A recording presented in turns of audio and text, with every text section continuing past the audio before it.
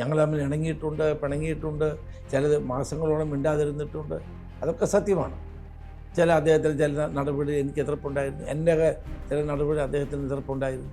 പക്ഷെ അതൊന്നും ജനങ്ങളെ അറിയിക്കാനോ പൊതുവേദിയിൽ അത് വിഴുപ്പലക്കാനോ ഞങ്ങൾ ഒരിക്കലും ശ്രമിച്ചിട്ടില്ല. നമ്മൾ കോൺഗ്രസിൻ്റെ തലപ്പത്തിൽ നമ്മുടെ വ്യക്തിപരമായ അഭിപ്രായങ്ങളെക്കാൾ പാർട്ടിയുടെ താല്പര്യങ്ങൾക്കാണ് ഞാനെന്നും മുൻതൂക്കം. അതിനകത്ത് എല്ലാവരെയും കൂട്ടും, എല്ലാവരെയും ഒരുമിച്ച് കൊണ്ടുപോകും.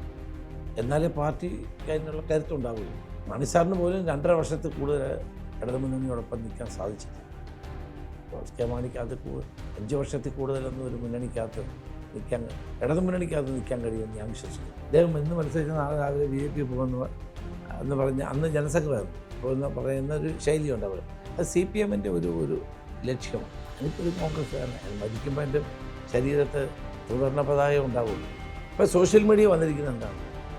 5-10 ആളുകൾ നിർത്തി രാവിലെ തൊട്ട് വൈകുന്നേരം വരെ ലൈക്ക് അടിച്ചാൽ മതി. അല്ല, അത് ആ കിട്ടുന്ന ആൾ ഹീറോ ആവുകയാണ്. പ്രധാനമായും CPM ആണ് ചെയ്യുന്നത്. ഇപ്പം BJP ഉണ്ട്, പിന്നെ നമ്മുടെ കൂട്ടത്തിൽ ഉണ്ടാവുമല്ലോ. പിന്നെ നമ്മുടെ കോൺഗ്രസ് അങ്ങനെ ആ കാര്യത്തിൽ ലുബ്ധ കാണിക്കാറ്. അക്കാര്യത്തിലൊരു തുറന്ന മനസ്സിലായി. അതെ. കോൺഗ്രസിന്റെ സമുന്നതനായ നേതാവ് ശ്രീ രമേശ് ചെന്നിത്തലയാണ് ദ ക്യൂ അഭിമുഖത്തിൽ. സ്വാഗതം. നമസ്കാരം. രമേശ് ചെന്നിത്തല എന്ന് പറയുമ്പോൾ ഒരു 4 പതിറ്റാണ്ട് പിന്നിട്ട രാഷ്ട്രീയ ജീവിതത്തിൽ എപ്പോഴും ഒരു ജനസമ്പർക്ക യാത്ര എല്ലാ കാലത്തും ഉണ്ടായിട്ടുണ്ടായിരുന്നു. ഇപ്പോൾ ഏറ്റവും ഒടുവിൽ ലഹരിക്കെതിരെയുള്ളൊരു യാത്രയുണ്ടായിരുന്നു. വയനാട്ടിലടക്കം നടന്നുകൊണ്ടിരിക്കുകയാണ്. വയനാട്ടിൽ അത് വളരെ ശ്രദ്ധേയമായിട്ടുള്ളൊരു ചർച്ചയും സ്വീകരണമൊക്കെ ഉണ്ടായിട്ടുണ്ടായിരുന്നു. ഒരുപക്ഷെ കൂടുതൽ യുവാക്കളിലേക്ക് അല്ലെങ്കിൽ കൂടുതൽ ആളുകളിലേക്ക് ഇറങ്ങിയിട്ടുള്ള ഒരു യാത്ര എന്നുള്ള രീതിയിൽ എന്താണ് ഇതിൽ ഉണ്ടാക്കിയൊരു വ്യക്തിഗതമായിട്ടുള്ളൊരു തിരിച്ചറിവും അതിൻ്റെ ഒരു ടേക്ക് അവേ എന്നൊക്കെ പറഞ്ഞ് ഈ യാത്ര ഉണ്ടാക്കിയൊരു ഇമ്പാക്റ്റ് എന്തായിരുന്നു? യാത്രയ്ക്ക് വലിയ ഇമ്പാക്റ്റാണ്. രാഷ്ട്രീയമില്ല, രാഷ്ട്രീയത്തിന് അതീതമായി എല്ലാവരെയും യോജിപ്പിച്ചുകൊണ്ടുള്ള ഒരു യാത്രയാണ്.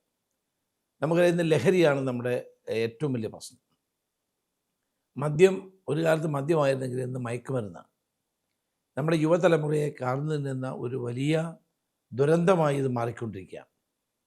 നമ്മളിപ്പോൾ എവിടെ ചെന്നാലും, ഫോർ എക്സാമ്പിൾ കോളേജ് ക്യാമ്പസ്, അല്ലെങ്കിൽ ചെറുപ്പക്കാരായ ആളുകൾ ഒത്തുകൂടുന്ന സ്ഥലങ്ങൾ, അവിടെയെല്ലാം നമുക്ക് കാണാൻ കഴിയുന്ന ലഹരിയുടെ സാന്നിധ്യമാണ്. ഒരു കാലത്ത് മദ്യപിച്ച് ചെറുപ്പക്കാരായിരുന്നു. ഇന്നതിന് വ്യത്യസ്തമായി രാസലഹരിയുടെ പിടിയിൽ അമർന്നിരിക്കുന്ന ഒരു യുവത്വത്തെയാണ് കാണുന്നത്. ഞാനത് ആഭ്യന്തരമന്ത്രിയായ കാലഘട്ടത്തിലാണ് ഏറ്റവും കൂടുതൽ ഇതിൽ ശ്രദ്ധ കേന്ദ്രീകരിച്ചത്.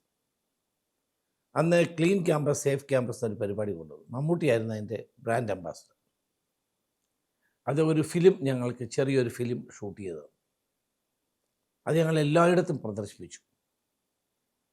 കാരണം വളർന്നു വരുന്ന തലമുറ രാസലഹരിക്ക് അടിമയായി മാറാൻ പാടില്ല.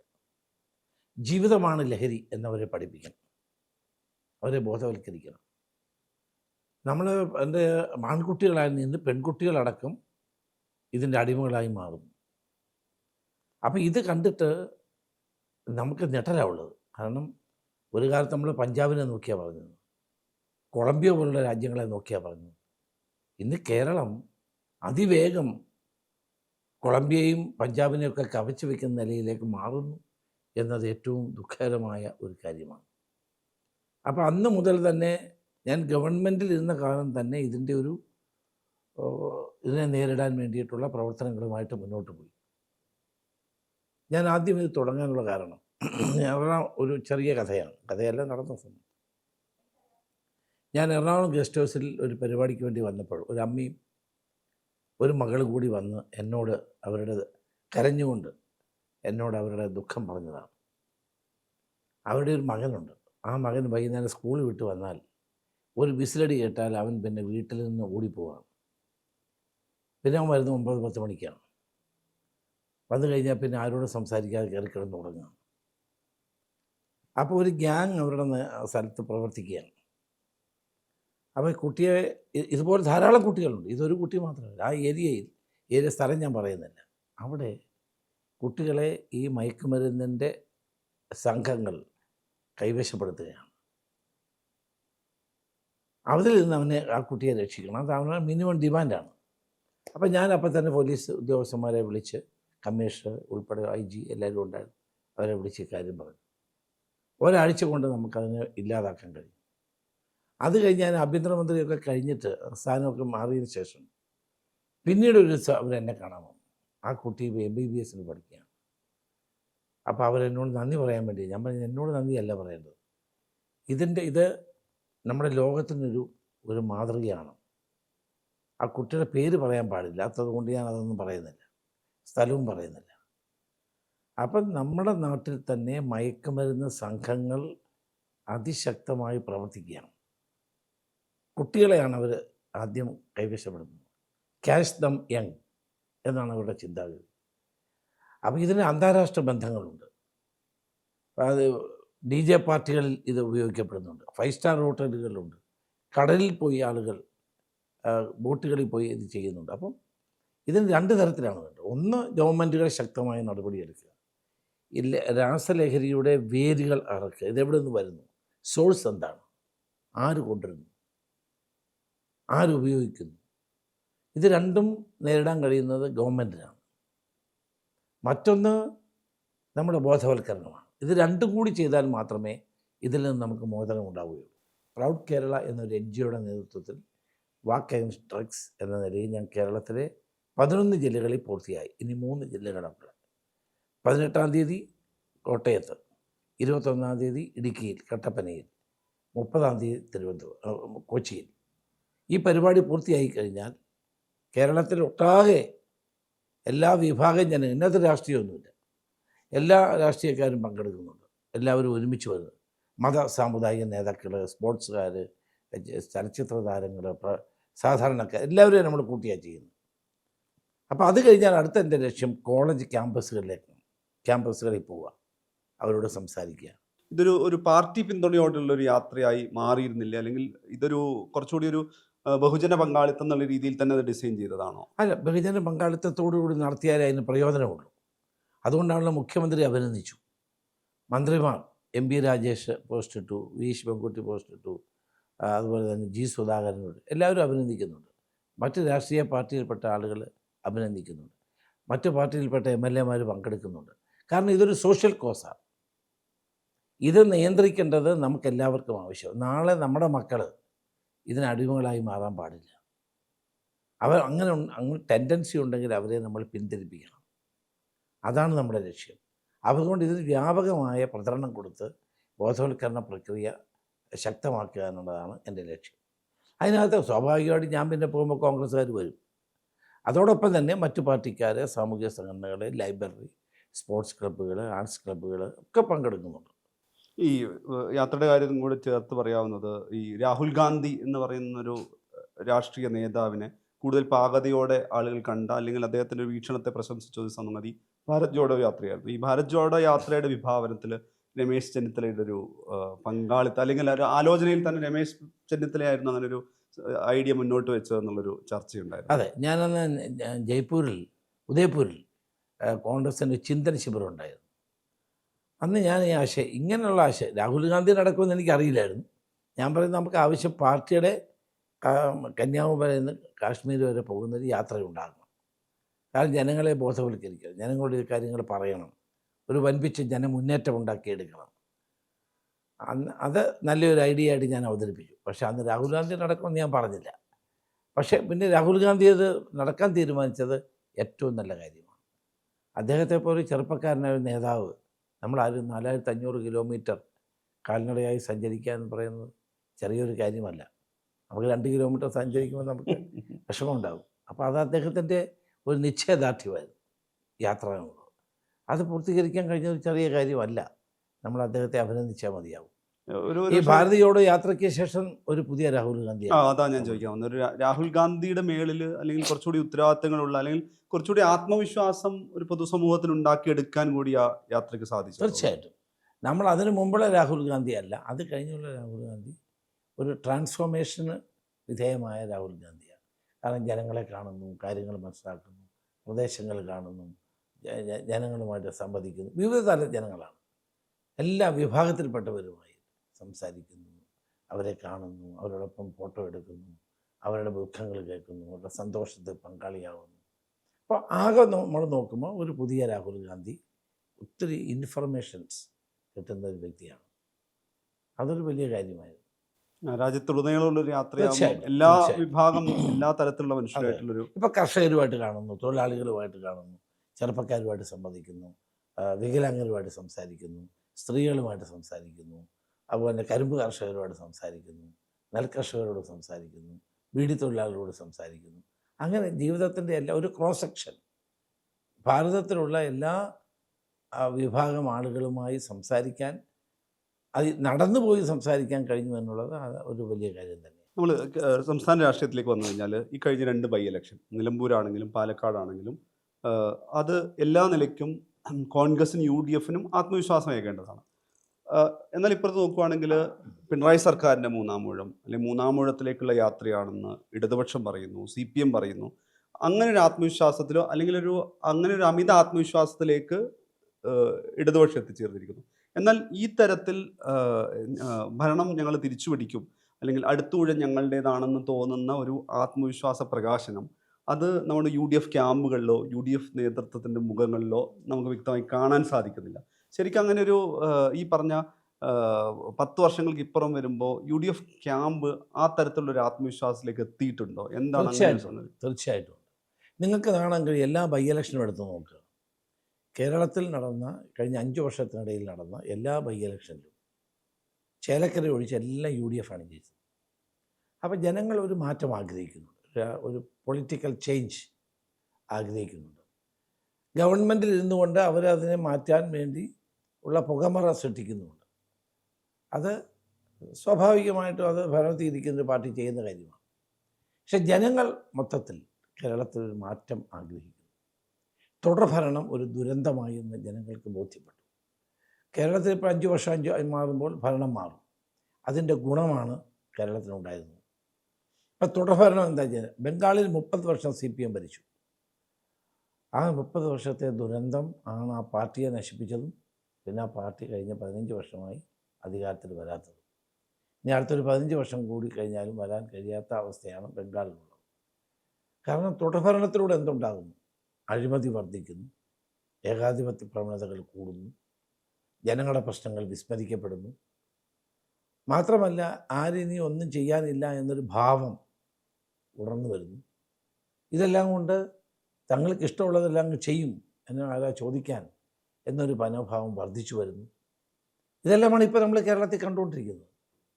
അതുപോലെ അധികാരത്തിലിരിക്കുന്ന പാർട്ടി നേതാക്കളും പ്രവർത്തകരും സമ്പന്നന്മാരാകുന്നു, അഴിമതി വർദ്ധിക്കുന്നു. അപ്പം ഈ നിലയിലുള്ള പ്രവണതകൾ ദുഷിച്ച പ്രവണതകൾ വർദ്ധിച്ചു വരുമ്പോൾ സ്വാഭാവികമായത് ജനങ്ങൾ മനസ്സിലാക്കുന്നതല്ലേ. തന്നെയല്ല തങ്ങളുടെ പാർട്ടിക്കാർക്ക് മാത്രം ജോലി കിട്ടുന്നു, മറ്റുള്ളവർക്ക് കിട്ടുന്നില്ല. മെറിറ്റിന് പ്രാധാന്യമില്ലാതായി വരുന്നു. ചെറുപ്പക്കാർ തൊഴിലില്ലാത്ത എത്രയോ ആയിരക്കണക്കിന് ചെറുപ്പക്കാർ കേരളത്തിലുണ്ട്. അവർക്ക് തൊഴിൽ കിട്ടുന്നില്ല. പാർട്ടിക്കാരാണെങ്കിൽ അവരെ പിൻവാതിലൂടെ നിയമിക്കുന്നു. അപ്പോൾ ഇതെല്ലാം ജനങ്ങൾ കാണുകയല്ലേ. അപ്പം തന്നെയുമല്ല ഗവൺമെൻറ് പ്രത്യേകിച്ച് ഒരു നേട്ടവും പങ്കുവെക്കാനില്ല, അല്ലെങ്കിൽ മുന്നോട്ട് കൊണ്ടുപോകാനില്ല. അങ്ങനെ വരുമ്പോൾ ഒരു രാഷ്ട്രീയ മാറ്റത്തിന് കേരളം തയ്യാറെടുക്കുകയാണ്. അതുണ്ടാകും. കഴിഞ്ഞ തവണ ഉണ്ടാകേണ്ടതായിരുന്നു. കഴിഞ്ഞ തവണ കോവിഡ് വന്നതുകൊണ്ടാണ്. സത്യത്തിൽ കഴിഞ്ഞ തവണ 30 സീറ്റിൽ UDF തോറ്റത് 10,000-ൽ താഴെയാണ്. 15 സീറ്റുകൾ 5,000-ൽ താഴെയാണ്. കോവിഡ് എന്ന മഹാമാരി നമ്മളാരും പ്രതീക്ഷിച്ചതല്ല. അപ്പോൾ കോവിഡ് ഉള്ളത് കൊണ്ട് ജനങ്ങൾക്ക് സഹായമായ സമയത്ത് ഗവൺമെൻറ്റാണ് ചെയ്യുന്നത് അല്ലേ. ഗവൺമെൻറ്റിനല്ലേ ചെയ്യാൻ പറ്റുക. പ്രതിപക്ഷത്തിനാണെങ്കിലും അരി കൊടുക്കുക, കിറ്റ് കൊടുക്കുക, സാധനങ്ങൾ കൊടുക്കുക, സൗജന്യമായി മരുന്ന് കൊടുക്കുക, അത് വീട്ടിലെത്തിക്കുക, അതൊക്കെ ഗവൺമെൻറ് മിനിസ്റ്റർ ചെയ്യുന്നതാണ്. നമുക്കത് ചെയ്യാൻ കഴിയില്ല. സ്വാഭാവികമായിട്ട് അപ്പോൾ ജനങ്ങൾ എന്ത് കരുതും? ഗവൺമെൻറ് അല്ലേ ആനുകൂല്യം തരുന്നു, അപ്പോൾ അവർക്ക് വോട്ട് കൊടുക്കണം എന്നുള്ള ചിന്ത ഉണ്ടായി എന്നുള്ള സത്യമാണ്. പക്ഷെ അത് കഴിഞ്ഞിപ്പോൾ ജനങ്ങൾ നമ്മളോട് തന്നെ പറയുന്നു, സാറേ തെറ്റുപറ്റിപ്പോയി, ഞങ്ങളങ്ങനെ ചെയ്ത് ഒരു തുടർഭരണം ഒരു ദുരന്തമായി ഞങ്ങളുടെ ജീവിതത്തെ അത് വലിയ തോതിൽ ബാധിക്കുന്നുവെന്ന് ജനങ്ങളിപ്പോൾ എവിടെ പോയാലും ഞങ്ങളോടൊക്കെ പറയുന്നുണ്ട്. അപ്പം എൻ്റെ വിശ്വാസം കേരളത്തിൽ ഒരു രാഷ്ട്രീയ മാറ്റത്തിന് ജനങ്ങൾ തയ്യാറെടുത്ത് നിൽക്കുകയാണെന്നാണ്. ഞാനതാണ് ഈ ബൈ ഇലക്ഷൻസിൻ്റെ എല്ലാം പറഞ്ഞത്. നിലമ്പൂർ കഴിഞ്ഞ തവണ ഞങ്ങൾ തോറ്റ നിയോജക മണ്ഡലമാണ്, അതാണ് അത് പിടിച്ചെടുത്തത്. അങ്ങനെ ബാക്കി എല്ലാ മണ്ഡലങ്ങളും ജയിക്കാൻ കഴിഞ്ഞു, ചേലക്കര ഒഴിച്ച്. അപ്പോൾ കേരളത്തിലെ വോട്ടർമാർ വളരെ വിവേകശാലികളാണ്. അവർ വെളിയിൽ ഒരു പക്ഷേ പറഞ്ഞെന്ന് വരില്ല. അവസരം കിട്ടുമ്പോൾ അവരുടെ ഡിസിസീവായിട്ടുള്ള അവരുടെ ഉറച്ച അഭിപ്രായം അവർ രേഖപ്പെടുത്താറുണ്ട്. അങ്ങനെ വരുമ്പോൾ യു ഡി എഫിന് അനുകൂലമായ ഒരു അന്തരീക്ഷം കേരളത്തിൽ ഉണ്ട് എന്നാണ് ഞങ്ങളുടെ വിലയിരുത്തൽ. ഈ ഒന്നാം പിണറായി സർക്കാരിൻ്റെ കാലത്ത് ഇപ്പോൾ അങ്ങ് ബ്രൂവറി അടക്കമുള്ള കാര്യത്തിൽ ഒരുപക്ഷേ സർക്കാരിന് തന്നെ ഒരു തിരുത്തൽ നടത്താവുന്ന രീതിയിലുള്ളൊരു വളരെ ക്രിയാത്മക ഇടപെടൽ എന്ന് ചർച്ചയായ അഭിനന്ദിക്കപ്പെട്ട സാഹചര്യം ഉണ്ടായിരുന്നു പ്രതിപക്ഷ നേതാവ് എന്നുള്ളത്. നമ്മൾ ഈ പറയുന്ന 2 ഭരണകാലയളവ് നോക്കുന്ന സമയത്ത് പ്രതിപക്ഷം വളരെ നിർജ്ജീവാവുന്ന, അല്ലെങ്കിൽ ഒരു ക്യാമ്പസ് ഇലക്ഷനിലൊക്കെ ഒരു KSU കാണിക്കുന്ന ആവേശം പോലും കാണിക്കാത്ത തരത്തിലുള്ള ഒരു പ്രതിപക്ഷമാണോ എന്ന് പ്രതിപക്ഷാംഗങ്ങളിൽ നിന്നും അല്ലെങ്കിൽ പ്രതിപക്ഷ തലത്തിൽ തന്നെ ചർച്ച ചെയ്യുന്നൊരു സാഹചര്യം വന്നിട്ടുണ്ട്. അങ്ങേക്ക് അതിനെക്കുറിച്ച് എന്താണ് പറയാം? അല്ല, അതിനകത്ത് 2 കാര്യങ്ങളുള്ളൂ. ഒന്ന്, ഒരു ഇഷ്യൂ നമ്മൾ എടുക്കുമ്പോഴത്തേക്ക് വേറൊരു ഇഷ്യൂ വരിക. അപ്പോൾ തുടർഭരണത്തിൻ്റെ സാഹചര്യത്തിൽ എവർ തെറ്റുകൾ കൂടുതൽ ചെയ്തുകൊണ്ടിരിക്കുകയാണ്. ഒന്നിന് പുറകെ ഒന്നായി വരികയാണ്. ഒരു ഇഷ്യൂ നമ്മൾ എടുക്കുമ്പോഴത്തേക്ക് അടുത്ത വേറൊരു ഇഷ്യൂ വരുന്നു. അപ്പോൾ ആ ആദ്യത്തെ ഇഷ്യൂവിന് കണ്ടിന്യൂറ്റി ഇല്ലാതെ കേരളത്തിലെ പ്രതിപക്ഷം ഞാൻ അടങ്ങുന്നതാണ്. ഞങ്ങളതിനു വേണ്ടി ഗവൺമെൻറ്റിനെതിരായിട്ടുള്ള പോരാട്ടം ശക്തിപ്പെടുത്തിയിട്ടുണ്ട്. അപ്പം ജനങ്ങൾക്കതിപ്പം മനീഷിന് പോലും തോന്നുന്നുണ്ട് പോരാന്ന്, അല്ലേ? അതിൻ്റെ കാരണം എന്താണ്? അത്രമാത്രം അനീതിയും അക്രമവും അഴിമതിയും കൊണ്ട് ഈ ഗവൺമെൻറ് ജനങ്ങളെ നിരാശപ്പെടുത്തിയിരിക്കുകയാണ്. അപ്പം നമ്മൾ എത്ര ചെയ്താലും പോരാ, കൂടുതൽ ചെയ്യണം എന്നുള്ള ചിന്ത അതുകൊണ്ടാണ് പറഞ്ഞത്. അല്ലാണ്ട് പ്രതിപക്ഷം പ്രവർത്തിക്കാത്തത് കൊണ്ടല്ല. ഞാൻ അന്ന് പ്രതിപക്ഷ നേതാവായിരുന്നപ്പോൾ 8 ഇഷ്യൂസാണ് ഞാൻ കൊണ്ടുവന്നത്. ആ ഇഷ്യൂസ് നമ്മൾ കണ്ടെത്തി ഗവൺമെൻറ്റിൻ്റെ മുമ്പിൽ കൊണ്ട് ആദ്യം നോ പറഞ്ഞാൽ പോലും പിന്നീട് ആ ഗവൺമെൻറ്റിനെ കൊണ്ട് തന്നെ 8 കാര്യങ്ങളും തിരുത്തിക്കാൻ നമ്മൾ കഴിഞ്ഞു. ബ്രൂവറി ഡിസ്റ്ററി തിരിച്ചു പോകേണ്ടി വന്നു. പമ്പ മണൽക്കടത്ത് വേണ്ടെന്ന് വെച്ചു. സ്പ്ലിങ്കർ അഴിമതി വേണ്ടെന്ന് വെച്ചു. അങ്ങനെ 8ഓളം കാര്യങ്ങളിൽ നമ്മൾ ഈ ഗവൺമെൻറ്റിനെ തിരുത്തിച്ചിട്ടുണ്ട്. ഇനിയും ഗവൺമെൻറ് തെറ്റിയതാൽ തീർച്ചയായിട്ടും ഞാനത് ഉന്നയിക്കുകയും ചെയ്യും. പക്ഷേ ഇപ്പം എനിക്ക് അതിന് പരിമിതിയുണ്ട്. കാരണം നമ്മൾ ആ സ്ഥാനത്തിരിക്കുമ്പോഴേ അതിൻ്റെ കൂടുതൽ കാര്യങ്ങൾ നമുക്ക് കിട്ടുകയുള്ളൂ. ഈ പറഞ്ഞതിൽ തന്നെ ചേർത്ത് പറയുകയാണെങ്കിൽ വളരെ ഇപ്പോൾ കഴിഞ്ഞൊരു 10 വർഷത്തിൽ ഏറ്റവും വൈകാരികമായിട്ട് 2 ഘട്ടങ്ങളിലാണ് രമേശ് ചെന്നിത്തല പ്രതികരിക്കുന്നത്. ഒന്ന്, പ്രവർത്തക സമിതിയിലെ ക്ഷണിതാവായി. ഇപ്പം 20 വർഷം മുമ്പ് വളരെ പ്രധാനപ്പെട്ട ഒരു പദവിയിലിരുന്ന ഒരാളെ, അതെ, ഈ പദവിയിൽ തന്നെ ഇരുന്ന ഒരാളെ അതേ പദവിയിലേക്ക് എത്തിയ സമയത്ത് വൈകാരികമായ പ്രതികരണമായിരുന്നു. എന്നാൽ ഏറ്റവും പക്വതയുള്ളൊരു പ്രതികരണമായിരുന്നു, ഒരു പാർട്ടി പ്രവർത്തകനെ ഉൾക്കൊള്ളാവുന്ന രീതിയിൽ. അതേസമയം തന്നെ പ്രതിപക്ഷ നേതൃസ്ഥാനത്ത് നിന്ന് മാറ്റിയത്.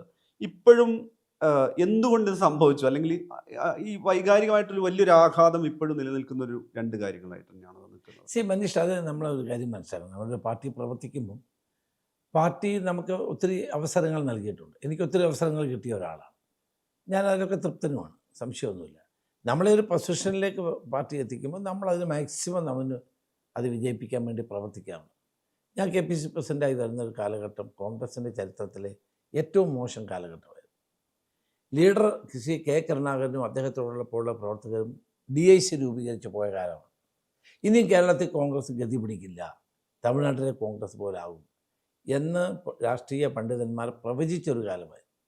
പക്ഷെ ഉമ്മൻചാണ്ടി ഞാനും കൂടി ഞങ്ങളുടെ തമ്മിൽ നല്ല കെമിസ്ട്രി ആയിരുന്നു. ഞങ്ങൾ കഠിനമായി യത്നിച്ചിട്ടാണ് പിന്നെ പോയവരെ എല്ലാം തിരിച്ചു കൊണ്ടുവന്ന് കേരളത്തിലെ കോൺഗ്രസിനെ ഒരു നല്ല നിലയിലേക്ക് എത്തിക്കാൻ നമുക്ക് സാധിച്ചത്. അപ്പം നമുക്കിപ്പോൾ സ്ഥാനങ്ങൾ കിട്ടുക എന്നുള്ളതൊന്നും അല്ല ഇഷ്യൂ. സ്ഥാനങ്ങളൊക്കെ വരികയും പോവുകയും ചെയ്യും.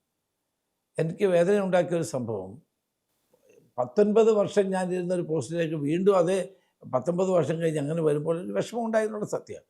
പക്ഷേ അത് ഞാൻ പാർട്ടിക്കെതിരായി ഒരക്ഷരം സംസാരിച്ചിട്ടില്ല.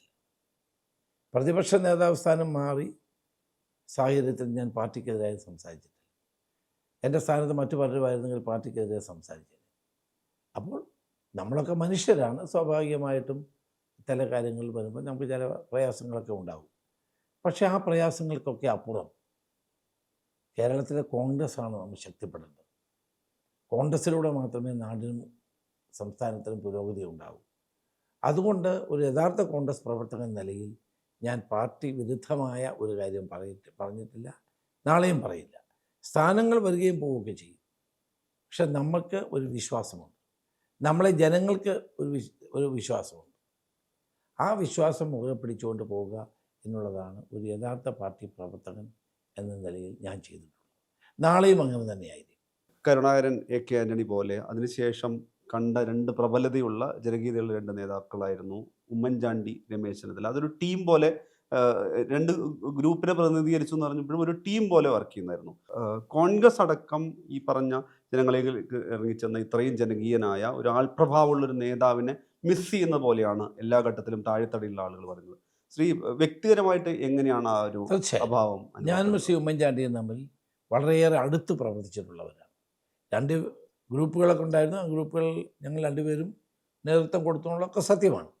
അത് ഞാൻ അല്ല എന്ന് പറഞ്ഞാൽ അതൊക്കെ ആളുകളെ തെറ്റിദ്ധരിപ്പിക്കുകയായി. പക്ഷെ ആ സമയത്തും പാർട്ടിയുടെ വിശാല താല്പര്യങ്ങൾ, പ്രവർത്തകരുടെ ആഗ്രഹങ്ങൾ, നമ്മൾ ഈ വിശ്വാസം അർപ്പിക്കുന്ന ജനങ്ങളുടെ താല്പര്യങ്ങൾ മാത്രമാണ് ഞങ്ങൾ പലപ്പോഴും ഒരുമിച്ച് പ്രവർത്തിക്കാനുള്ള കാരണം. ഞങ്ങൾ തമ്മിൽ ഭിന്നിച്ചു പോയാൽ പാർട്ടിക്ക് ദോഷമുണ്ടാകും എന്ന് മനസ്സിലാക്കി ഒരുമിച്ച് തന്നെയാണ് പ്രവർത്തിച്ചിട്ടുള്ളത്. ഉമ്മൻചാണ്ടിയുടെ ഏറ്റവും വലിയൊരു പ്രത്യേകത അദ്ദേഹത്തിന് ജനങ്ങളുമായിട്ടുള്ള ബന്ധം, രണ്ട് പാർട്ടി പ്രവർത്തകരുമായിട്ടുള്ള ബന്ധം, അതാണ് ഏറ്റവും വലുത്. കാരണം ഏത് സ്ഥലത്ത് ചെന്നാലും 10 പേരെ പേര് ചൊല്ലി വിളിക്കാൻ കഴിയുന്ന ഒരു നേതൃത്വമല്ലേ നമുക്ക് വേണ്ടത്. അത് ഇത്രയും വർഷക്കാലത്തെ അനുഭവത്തിൻ്റെ അടിസ്ഥാനത്തിൽ ഉണ്ടായിട്ടുള്ളതാണ്. എന്നെക്കാൾ എത്രയോ പ്രായം കൂടിയ ഒരാളായിരുന്നു അദ്ദേഹം. പക്ഷേ എന്നാൽ പോലും ഞങ്ങൾ ഒരുമിച്ചുള്ള പ്രവർത്തനം നല്ലൊരു കെമിസ്ട്രി ആയിരുന്നു. ഉമ്മൻചാണ്ടിയും രമേശ് ചെന്നിത്തലയും തമ്മിലുള്ള ആ ഒരു കെമിസ്ട്രി കേരളത്തിലെ കോൺഗ്രസിനെ സഹായിച്ചിട്ടുണ്ട്. ഞങ്ങൾ തമ്മിൽ ഇണങ്ങിയിട്ടുണ്ട്, പിണങ്ങിയിട്ടുണ്ട്, ചിലത് മാസങ്ങളോളം മിണ്ടാതിരുന്നിട്ടുണ്ട്. അതൊക്കെ സത്യമാണ്. അദ്ദേഹത്തിന് ചില നടപടി എനിക്ക് എതിർപ്പുണ്ടായിരുന്നു, എൻ്റെ ചില നടപടി അദ്ദേഹത്തിന് എതിർപ്പുണ്ടായിരുന്നു. പക്ഷെ അതൊന്നും ജനങ്ങളെ അറിയിക്കാനോ പൊതുവേദിയിൽ അത് വിഴുപ്പലക്കാനോ ഞങ്ങൾ ഒരിക്കലും ശ്രമിച്ചിട്ടില്ല. അത് നമ്മളകത്ത് സംസാരിച്ച് തീർക്കുക എന്നുള്ളതിനപ്പുറത്തേക്ക് ഒരിക്കലും പോയിട്ടില്ല. തീർച്ചയായിട്ടും ഉമ്മൻചാണ്ടിയുടെ അഭാവം ഒരു പാർട്ടിക്കൊരു ദോഷം തന്നെയാണ്. കാരണം ഏത് പ്രശ്നം ഉണ്ടായാലും അതിനൊരു പരിഹാരം അദ്ദേഹത്തിനുണ്ടായിരുന്നു. പ്രശ്നങ്ങൾ പറയുകയല്ലല്ലോ വേണ്ടത്, പരിഹാരമാണ്. നമ്മൾ ലീഡർഷിപ്പിൽ നിൽക്കുന്ന നമ്മളെ സംബന്ധിച്ചിടത്തോളം നമ്മുടെ മുന്നിൽ വരുന്ന പ്രശ്നങ്ങൾ ധാരാളമുണ്ട്. അതെങ്ങനെ സോൾവ് ചെയ്യും എന്നുള്ളതാണ് ഏറ്റവും പ്രധാനപ്പെട്ടത്. അതിൻ്റെ ഒരു അഭാവം ഇന്ന് പാർട്ടിക്കുണ്ട്. അത് ഉമ്മൻചാണ്ടിയുടെ ഒരു ജനകീയത നമുക്ക് ഇപ്പോൾ ഇല്ല, അല്ലെങ്കിൽ അത് നഷ്ടപ്പെട്ടു എന്നുള്ളത് സത്യമാണ്. ഈ നമ്മൾ AI എന്ന് പറയുന്നത് കുറേ കാലമായിട്ടുള്ള സംഗതിയാണെങ്കിലും ഒരു ഉമ്മൻചാണ്ടി, രമേശ് ചെന്നിത്തല നയിച്ചൊരു കാലഘട്ടത്തിന് ശേഷം ഇപ്പം കോൺഗ്രസ് നോക്കുമ്പോൾ, പുറത്തുനിന്ന് നോക്കുന്ന സമയത്ത് എത്ര ഗ്രൂപ്പുണ്ട്, ഏതൊക്കെ ഗ്രൂപ്പിൻ്റെ വക്താക്കളാണെന്ന് അറിയാത്ത വിധത്തിൽ കുറച്ചുകൂടി സ്കാറ്റേഡ് ആണോ, ഒരു സുസംഘടിതമായ അല്ലെങ്കിൽ ഈ ഒരു ഒറ്റ മിഷന് വേണ്ടി ഒന്നിച്ച് പ്രവർത്തിക്കുന്ന ഒരു കെട്ടുറപ്പല്ലായ്മ, അല്ലെങ്കിൽ ഈ പറയുന്ന ഒരു ഏകോപിച്ച് പോക്കുന്നതിൽ ഒരു ലാക്ക് ചെയ്യുന്നുണ്ടോ പാർട്ടി? ഇല്ല, അതിനകത്ത് 2010 പഞ്ചായത്ത് അഭൂതപൂർവമായ വിജയമുണ്ട്. അത് ഞാൻ KPC പ്രസിഡന്റ് 9 വർഷമായിരുന്നു. ആ 9 വർഷം എന്ന് പറയുന്നത് കേരളത്തിൽ എനിക്കൊരു പാർട്ടിക്ക് വേണ്ടി ചെയ്യാൻ പറ്റുന്ന പരമാവധി കാര്യങ്ങൾ ഞാൻ മാത്രമല്ല, എല്ലാ പ്രവർത്തകരെയും കൂടെ നേതാക്കളെയും കൂടെ കൊണ്ടുപോയിട്ടാണ് ചെയ്യാൻ കഴിയുന്നത്. അതുകൊണ്ടാണ് കേരളത്തിലെ കോൺഗ്രസ് ചരിത്രത്തിലെ ഏറ്റവും വലിയ വിജയമാണ് പഞ്ചായത്ത് തെരഞ്ഞെടുപ്പിലുണ്ടായത്. ഇത്തവണ അത് ഉണ്ടാകണമെന്ന് ആഗ്രഹിച്ചാണ് ഞങ്ങളെല്ലാവരും വീണ്ടും പ്രവർത്തിക്കുന്നത്. തീർച്ചയായും, കാരണം പഞ്ചായത്ത് തെരഞ്ഞെടുപ്പ് എന്ന് പറഞ്ഞാൽ പ്രവർത്തകരുടെ തെരഞ്ഞെടുപ്പാണ്. സാധാരണ പ്രവർത്തകന്മാർക്ക് മത്സരിക്കാൻ പറ്റുന്ന അതാണ്. പഞ്ചായത്ത് മെമ്പറാകുക, പഞ്ചായത്ത് പ്രസിഡന്റ് ആകുക, ബ്ലോക്ക് പഞ്ചായത്ത് മെമ്പറാകുക, ഇതൊക്കെയാണ് അവരുടെ ആഗ്രഹം. അപ്പോൾ അതിനനുസരിച്ച് നമ്മളെല്ലാവരും ഒരുമിച്ച് നിന്ന് പ്രവർത്തിക്കേണ്ട ഒരു അവസരമാണ്. അത് എൻ്റെ കഴിവുകൾ പൂർണ്ണമായും അതിനുവേണ്ടി ഞാൻ വിനിയോഗിക്കും. കോൺഗ്രസ് രാഷ്ട്രീയത്തിൻ്റെ കാര്യത്തിലെടുത്ത് എല്ലാ കാലത്തും ഈ സാമുദായിക സംഘടനകളുടെയും അല്ലെങ്കിൽ അതിൻ്റെ നേതൃത്വത്തെയും ചേർത്ത് നിർത്തുന്ന, അതിന് കോൺഗ്രസിനോട് എല്ലാ കാലത്തും ആഭിമുഖ്യം ഉണ്ടാവും. അങ്ങനെ നോക്കിക്കഴിഞ്ഞാൽ കരുണാകരന് ശേഷം അത് ഏറ്റവും നന്നായി കൈകാര്യം ചെയ്തിരുന്ന ഒരാളും രമേശ് ചെന്നിത്തലയായിരുന്നു. NSSുമായിട്ടും SNDP ആയിട്ടുള്ളത്. ഇപ്പം നമ്മൾ നോക്കുന്ന സാഹചര്യത്തിൽ ഈ പറയുന്ന NSSനും SNDPക്കും KPMS അടക്കമുള്ള സാമുദായിക നേതൃത്വത്തിന് ഏറ്റവും വിശ്വാസ്യതയുള്ളൊരു നേതൃത്വമായിട്ട് പിണറായി വിജയൻ മാറുന്ന സാഹചര്യം കാണുന്നു. അല്ലെങ്കിൽ അവർ ഈ പറയുന്ന ഒരു പൊതുപരിപാടിയിലേക്ക് മുഖ്യമന്ത്രിക്കൊപ്പം വെള്ളാപ്പള്ളി നടേശനടക്കമുള്ള നേതാക്കൾ വരുന്നു. ഒരു കാലത്ത് NSS ഏറ്റവും വിശ്വാസ്യതയോടെ ചേർത്ത് പറഞ്ഞിരുന്നൊരു പേരായിരുന്നു രമേശ് ചെന്നിത്തലയുടേത്. അങ്ങേക്ക് ഇപ്പോഴും ഈ സാമുദായിക നേതൃത്വമായിട്ട് ബന്ധമുണ്ടെങ്കിൽ പോലും ഇവരുടെ, അതായത് കോൺഗ്രസിന് ഉറച്ച ആളുകളായിട്ടും തന്നെ ഇവരുടെ ഒരു വിശ്വാസം ഇടതുപക്ഷത്തിന് നേടിയെടുക്കാനാവുന്നു.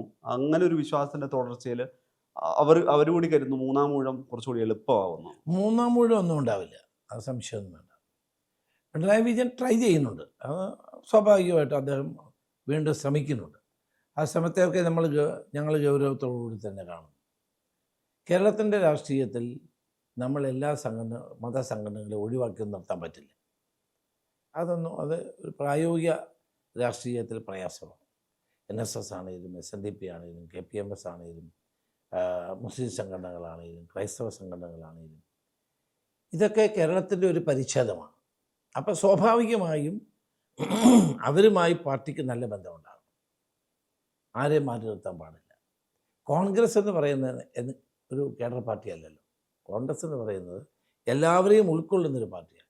ഇൻക്ലൂസീവായ ഒരു സമീപനം എല്ലാവരോടും സ്വീകരിക്കുന്ന പാർട്ടിയാണ്. അപ്പോൾ അത് നമ്മൾ ഉൾക്കൊള്ളണം. അപ്പം നമുക്ക് NSS SNDP രമേശ് ചെന്നിത്തലയെ മാത്രം ക്ഷണിക്കുന്ന അല്ലെങ്കിൽ അതിനുശേഷം വന്ന VD സതീശനൊന്നും ഇവിടെ ക്ഷണം കിട്ടാത്തൊരു സാഹചര്യമുണ്ട്. അത് പിന്നീട് ഒരു അകലത്തിലേക്ക് അല്ല, ഞാനതാ പറഞ്ഞുകൊണ്ടിരുന്നത്. അപ്പം നമ്മൾ എന്താണ് വേണ്ടത്?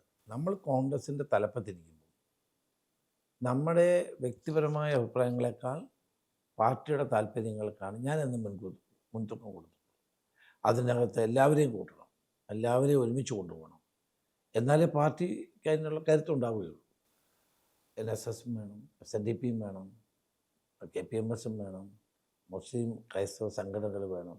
അതെല്ലാം കൂടി ചേരുമ്പോഴാണ് ഇത് കോൺഗ്രസ് ആവുന്നത്.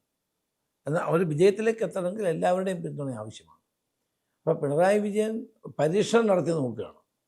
കഴിഞ്ഞ നിയമസഭാ തെരഞ്ഞെടുപ്പിൽ അദ്ദേഹം പ്രസംഗിച്ചത് മുഴുവൻ എന്താണ്? ന്യൂനപക്ഷങ്ങൾക്ക് വേണ്ടിയിട്ടാണ്. അദ്ദേഹം പ്രസംഗിച്ചത് മുഴുവൻ പൗരത്വ നിയമ ഭേദഗതിയായിട്ട് ബന്ധപ്പെട്ടാണ്. അപ്പോൾ കഴിഞ്ഞ പാർലമെൻറ്റ് തെരഞ്ഞെടുപ്പിൽ അത് പരീക്ഷിച്ച് പരാജയപ്പെട്ടു. അപ്പോൾ ഇപ്പോൾ അദ്ദേഹം ശ്രമിക്കുന്നത് ഭൂരിപക്ഷ സമുദായത്തെ പിടിക്കാൻ ഉള്ള ശ്രമമാണ്. മാത്രവുമല്ല, CPM ആണ് കേരളത്തിലെ ഹിന്ദു പാർട്ടി എന്ന് പറയുന്ന പാർട്ടി. അവരാണ് നമ്മളൊരു വിശകലനം നടത്തി. അവരുടെ വോട്ടിലുണ്ടായിരിക്കുന്ന ചോർച്ച അതുകൊണ്ടുകൂടിയാകാം NSSും SNDPയും ഹിന്ദു സംഘടനകളുമായി കൂടുതൽ ബന്ധമുണ്ടാക്കാനുള്ള ശ്രമം. പക്ഷെ അതൊന്നും വിജയിക്കാൻ പോകുന്നില്ല. കാരണം അതൊക്കെ ഒരു ഘടകം മാത്രമാണ്. കേരളത്തിലെ പൊതുരാഷ്ട്രീയത്തിൽ ഗവൺമെൻറ് വിരുദ്ധത വളരെ ശക്തമാണ്. ആൻറ്റി ഇൻകംബൻസി എന്ന് പറയുന്നത് വളരെ ശക്തമാണ്. അതോടൊപ്പം തന്നെ ഈ സാമുദായിക സംഘടനകളോടുള്ള ഒരു മുഖ്യമന്ത്രി എന്ന നിലയിൽ സ്വാഭാവികമായിട്ടും അദ്ദേഹം എല്ലാവരോടും ബന്ധപ്പെടുന്നത് സാധാരണ ഒരു കമ്മ്യൂണിസ്റ്റ് മുഖ്യമന്ത്രി ചെയ്യാത്ത കാര്യമാണ് പിണറായി വിജയൻ ചെയ്യുന്നത്. പക്ഷേ അവർക്ക് എല്ലാവർക്കും ഒരു തുടർഭരണം വേണമെന്നുള്ള ആഗ്രഹിക്കാരല്ല എന്നാണ് എൻ്റെ പൂർണ്ണമായ വിശ്വാസം. NSS ആണെങ്കിലും SNDP ആണെങ്കിലും മറ്റ് മതസംഘടനകളാണെങ്കിലും ആരും ഇപ്പോൾ തുടർഭരണം ആഗ്രഹിക്കുന്നില്ല. പിന്നെ അദ്ദേഹം ഇപ്പോൾ മുഖ്യമന്ത്രിയാണ്, അദ്ദേഹത്തെ വെറുപ്പിക്കേണ്ട എന്നുള്ള ചിന്ത ആയിരിക്കാം ഒരു പക്ഷേ അവരെല്ലാം നയിക്കുന്നത്. ഈ മുന്നണി സംവിധാനത്തിലൊരു പ്രധാനപ്പെട്ട നീക്കത്തിൽ അത് കേരള കോൺഗ്രസ് മാണി ഗ്രൂപ്പിനെ ഇടതുപക്ഷത്തിലേക്ക് എത്തിച്ചത് ഒരു പ്രധാനപ്പെട്ട രാഷ്ട്രീയ നീക്കമായിട്ട് എല്ലാ കാലത്തും വിലയിരുത്തപ്പെടുന്നുണ്ട്. ഇപ്പോൾ വരാനിരിക്കുന്ന തിരഞ്ഞെടുപ്പിൽ RJDയെ കൂടെ നിർത്താനുള്ള ശ്രമം UDFിൻ്റെ ഭാഗത്തു നിന്നുണ്ടെന്നുള്ള രീതിയിൽ RJDയുമായിട്ട് ഒരു ചർച്ചയും ഉണ്ടായിട്ടില്ല. ഞാനന്ന് വീരേന്ദ്രകുമാറിൻ്റെ വീട്ടിൽ പോയത് അത് രാഷ്ട്രീയമല്ല. കാരണം ഞാൻ ആ വീടുമായിട്ട് വളരെ വർഷങ്ങളുടെ ബന്ധമാണ്. പ്രത്യേകിച്ച് വീരേന്ദ്രകുമാറും ഭാര്യയും ജീവിച്ചിരിക്കുമ്പോൾ എന്ന കാലത്തെല്ലാം അത് നമ്മുടെ പാർട്ടി മുന്നണി വരുന്നതിന് മുമ്പ് തന്നെ ഞാൻ ആ വീട്ടിൽ പോകാറുണ്ടായിരുന്നു. അവിടുന്ന് ഭക്ഷണം കഴിക്കാറുണ്ട്. അപ്പോൾ കോഴിക്കോട് അന്ന് പോയപ്പോൾ ഞാൻ അന്നും പോയി ശ്രേയസ് ഉള്ളപ്പോൾ അവിടെ പോയി ഭക്ഷണം കഴിച്ച് വർത്തമാനം പറഞ്ഞു. അത് പേഴ്സണലാണ്, അത് രാഷ്ട്രീയത്തിനായിട്ട് ഒരർത്ഥം. രാഷ്ട്രീയ ബന്ധങ്ങളിലുള്ള മാറ്റത്തിൻ്റെ സൂചനയൊന്നുമല്ല. പിന്നെ മാണി ഗ്രൂപ്പിനെ സംബന്ധിച്ചിടത്തോളം അവരിപ്പോൾ ഒരു മുന്നണി നിൽക്കുകയാണ്. അവർക്കത് ഗുണം ചെയ്യുമെന്ന് അവർ തന്നെ ആലോചിക്കട്ടെ. കാരണം മാണി സാറിന് പോലും 2.5 വർഷത്തിൽ കൂടുതൽ ഇടതുമുന്നണിയോടൊപ്പം നിൽക്കാൻ സാധിച്ചില്ല. ജോസ് കെ മാണിക്ക് അത് 5 വർഷത്തിൽ കൂടുതലൊന്നും ഒരു മുന്നണിക്കകത്ത് ഇടതുമുന്നണിക്കകത്ത് നിൽക്കാൻ കഴിയുമെന്ന് ഞാൻ വിശ്വസിക്കുന്നില്ല. കാരണം അവരുടെ പാർട്ടിയുടെ അടിത്തറ എന്ന് പറയുന്നത് CPM അല്ല, അല്ലെ CPM കൂട്ടുകെട്ടല്ല എന്നത് അവർ മനസ്സിലാക്കുമെന്നാണ് എൻ്റെ വിശ്വാസം. അവിടെ ഒരു പ്രതീക്ഷയില്ല. അതായത് കേരള കോൺഗ്രസ് എന്ന് പറഞ്ഞാൽ എത്രയോ കാലം UDFിൻ്റെ ഭാഗമായിരുന്ന അല്ലെങ്കിൽ UDFിൻ്റെ എല്ലാ പറഞ്ഞ നയരൂപീകരണത്തിലും ചർച്ചകളിലും ഏത് പ്രതിസന്ധിയിലും ഒരു നിർണായക സാന്നിധ്യമായിട്ടുള്ള ആൾ കൂടിയായിരുന്നല്ലോ KM മാണി. അപ്പോൾ അതുപോലൊരു രാഷ്ട്രീയ കക്ഷിയെ നഷ്ടപ്പെടുത്തിയതിലെ ഒരു നിരാശ കൂടി. അല്ല, കഴിഞ്ഞതൊക്കെ കഴിഞ്ഞു, ഇനിയും പുതിയ കാര്യങ്ങൾ ആലോചിക്കാം. അവരെ സംബന്ധിച്ചിടത്തോളം ഇപ്പോൾ അവർ ആ മുന്നണി നിൽക്കുന്നതുകൊണ്ട് ഞാൻ അതിൽ കൂടുതൽ പറയുന്നില്ല. അവർക്കും അവരുടെ ജനപിന്തുണ അവരോടൊപ്പം നിൽക്കുന്ന ജനവിഭാഗങ്ങൾക്കും അത് ഇടതു മുന്നണി അത്രയും സ്വീകാര്യമല്ല എന്നുള്ള തിരിച്ചറിവ് അവർക്കുണ്ടാകും എന്നാണ് എൻ്റെ വിശ്വാസം.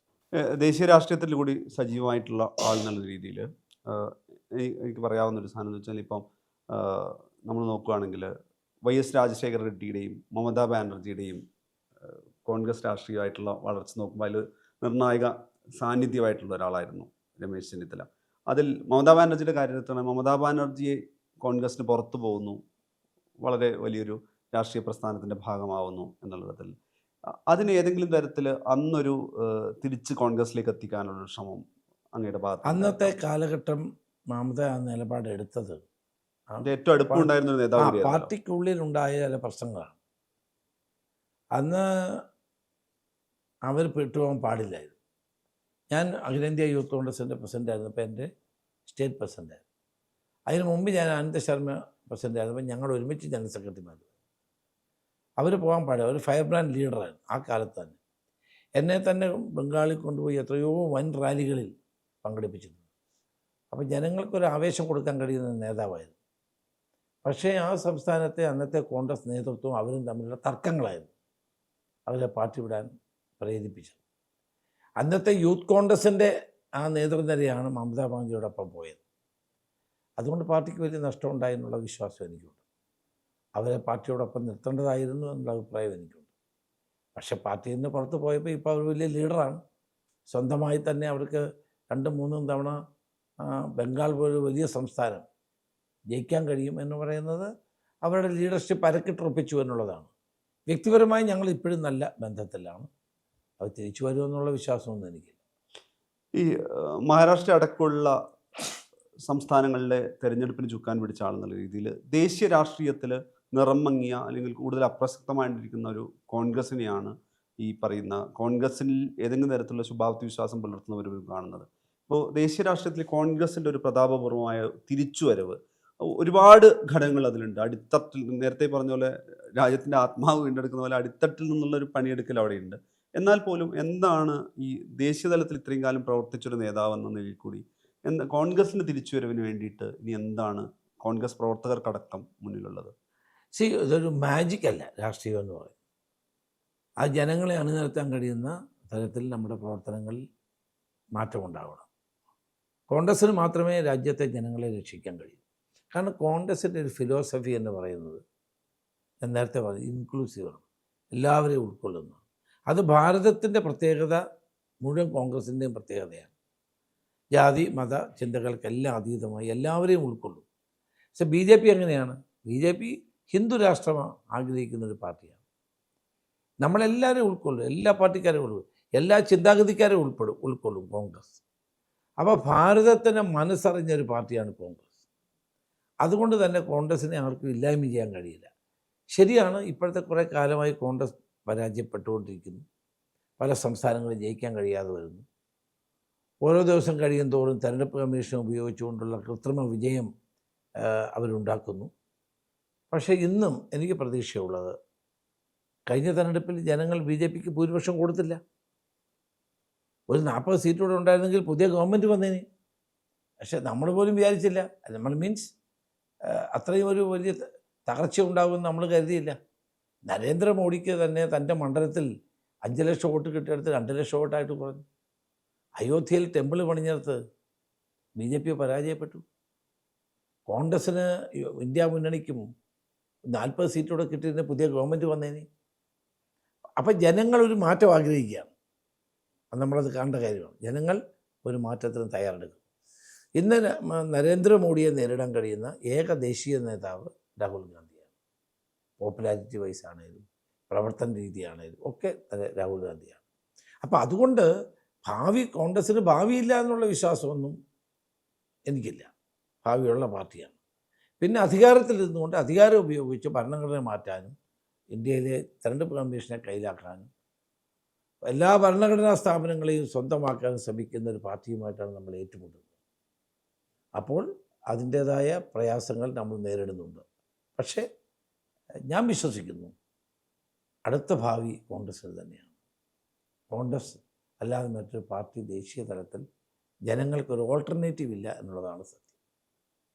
ഈ ദേശീയതലത്തിൽ അതൊരു പ്രതീക്ഷ പങ്കുവയ്ക്കുമ്പോഴും അങ്ങ് ഈ പറഞ്ഞ സംസ്ഥാനങ്ങളുടെ ചുമതലയടക്കം പോകുന്ന സമയത്ത് അവിടുത്തെ ഈ തദ്ദേശീയമായിട്ടുള്ള നേതാക്കളെ കണ്ടെത്തി ചിലപ്പോൾ ഭയങ്കര റൂട്ടഡ് ആയിട്ടുള്ള ലീഡേഴ്സ് ആയിരിക്കും. ഈ YSRൻ്റെ കാര്യം മുമ്പ് പറഞ്ഞിട്ടുണ്ട്. അങ്ങനെ ഈ മമതാ ബാനർജി അടക്കമുള്ള പറയുമ്പോൾ ഈ തദ്ദേശീയമായിട്ടുള്ള നേതാക്കളെ കണ്ടെത്തി അവർക്ക് ചുമതല കൊടുക്കുക, അവർക്ക് ചുക്കാൻ നൽകുക, അത്തരം കാര്യങ്ങൾ കൂടി ഉണ്ടല്ലോ. കോൺഗ്രസ് ഒരുപക്ഷെ ഈ പറയുന്ന ദേശീയ തലത്തിൽ ഓരോ സ്റ്റേറ്റിന് വേണ്ടിയിട്ടുള്ള വളരെ ഒരു വെൽ പ്ലാൻഡ് ആയിട്ടുള്ള ഒരു മൂവ് കോൺഗ്രസിന്റെ ഭാഗത്തുനിന്ന് ഉണ്ടാവുന്നില്ല എന്നുള്ളത്. അല്ല, ഉണ്ടാകുന്നുണ്ട്. അതിൻ്റെ പലതരത്തിലുള്ള സ്ട്രാറ്റജി. ഇപ്പോൾ കർണാടക നല്ല സ്ട്രാറ്റജിയായിരുന്നു, തെലുങ്കാന നല്ല സ്ട്രാറ്റജിയായിരുന്നു. പക്ഷേ ഇവിടെ സംഭവിക്കുന്നത് എന്താ, മഹാരാഷ്ട്രയിൽ എനിക്കാണ് വെച്ചാൽ അതെ, പാർലമെൻറ്റ് തിരഞ്ഞെടുപ്പിൽ 48 സീറ്റിൽ ഏതാണ്ട് 38ഓളം സീറ്റുകൾ മഹാവികാസ് അഗാഡി കോൺഗ്രസും NCPയും അതോടൊപ്പം തന്നെ ശിവസേനയും ചേർന്ന് പിടിച്ചു.